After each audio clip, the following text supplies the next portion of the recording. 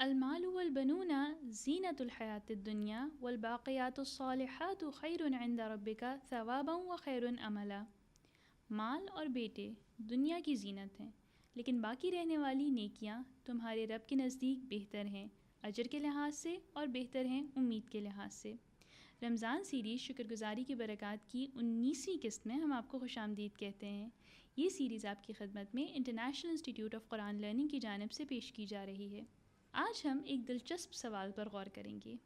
کیا کسی نعمت کی غیر موجودگی یا نعمت کا نہ ہونا بھی نعمت ہو سکتا ہے؟ چلیں بچوں کی مثال سے شروع کرتے ہیں۔ بچے یقیناً اللہ تعالیٰ کی بڑی نعمتوں میں سے ایک ہیں۔ نیک اور صالح اولاد والدین کے لیے صدقہ جاریہ بنتی ہیں، لیکن ان لوگوں کا کیا جو اس نعمت سے محروم ہیں؟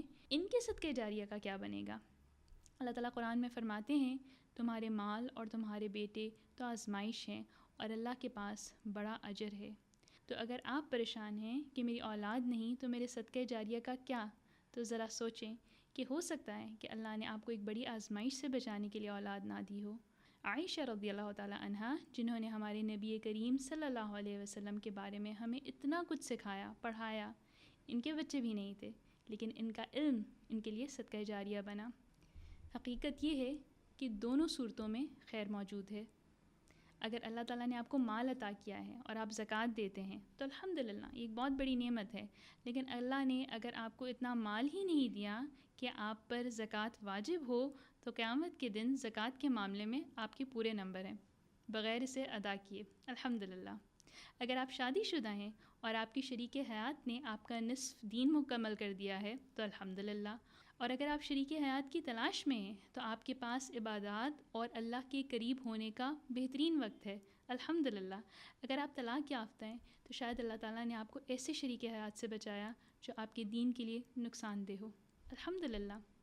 سورہ کہف میں خضر اور موسیٰ علیہ السلام کی کہانی ہمیں زندگی کے چیلنجز کے پیچھے پوشیدہ حکمت کو سمجھنے میں مدد دیتی ہے۔ جب خضر نے کشتی میں سوراخ کیا تو موسیٰ علیہ السلام حیران رہ گئے، لیکن وہ سوراخ کشتی کو ایک ظالم بادشاہ کے قبضے سے بچانے کے لیے تھا۔ ملازمت کا نہ ملنا، شادی یا رشتے کا ٹوٹنا، یا کوئی اور ناکامی شاید اس لمحے میں ایک مصیبت لگے، لیکن یہ آپ کو ایک بڑی آزمائش سے بچانے کا سبب ہو سکتی ہیں۔ اللہ کا شکر ادا کریں کہ اس نے آپ کی کشتی کو ڈبونے کے بجائے اس میں سوراخ کر دیا۔ خضر نے جب ایک بچے کو قتل کر دیا تو موسیٰ علیہ السلام اور حیران ہوئے، لیکن یہ عمل والدین کو ایک نافرمان اور ظالم بچے کے درد سے بچانے کے لیے تھا۔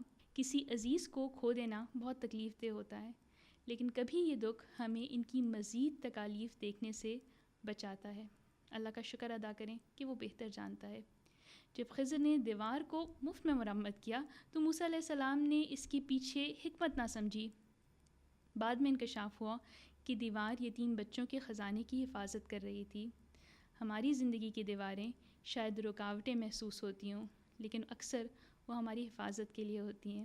علامہ نے اس سارے معاملے کو ایک بڑے خوبصورت شعر میں قید کیا: کشتی مسکیں و جان پاک و دیوار یتیم، علم موسیٰ بھی تیرے سامنے حیرت فروش۔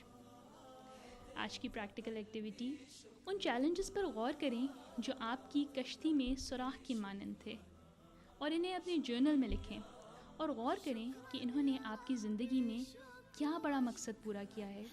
اللہ کا شکر ادا کریں ان حکمتوں کے لیے جو ان چیلنجز کے پیچھے ہیں۔